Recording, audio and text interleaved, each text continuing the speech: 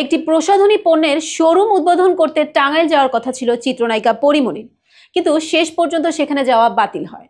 এ বিষয়ে আয়োজক প্রতিষ্ঠানের স্বত্বাধিকারী মীর মাসুদ রানা জানান, গত বৃহস্পতিবার রাতে শরীফুল ইসলাম নামে একজন ফোন করে বলেন তারা পরীমনিকে এনে অনুষ্ঠান করতে দেবে না।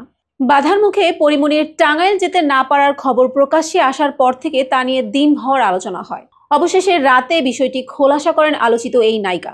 পরীমনি তার ফেসবুক পোস্টে লিখেছেন, শিল্পীদের এত বাধা কেন আসবে? অনিরাপদ বোধ করছি। এমন স্বাধীন দেশে নিরাপদ নই কেন আমরা? এর পরদিনই পরীমনির বিরুদ্ধে গ্রেপ্তারি পরোয়ানা জারির খবর সামনে আসে। জানা যায়, মারধর ও হত্যার হুমকির অভিযোগে ব্যবসায়ী নাসির উদ্দিন মাহমুদের দায়ের করা মামলায় পরীমনির বিরুদ্ধে অভিযোগ গঠন করেছে আদালত। একই সঙ্গে আদালতে হাজির না থাকায় পরীমনির বিরুদ্ধে গ্রেপ্তারি পরোয়ানা জারির আদেশ দেয় আদালত। ঢাকার চিফ জুডিশিয়াল ম্যাজিস্ট্রেট আদালত আজ রোববার এই আদেশ দেন। এই তথ্যটি নিশ্চিত করেছে পরীমনির আইনজীবী নীলাঞ্জনা রিফাত। একই মামলায় পরীমনির কস্টিউম ডিজাইনার জোনায়েদ বগদাদি জিমির বিরুদ্ধেও অভিযোগ গঠন করেছেন আদালত। তার বিরুদ্ধেও গ্রেপ্তারি পরোয়ানা জারি করা হয়েছে।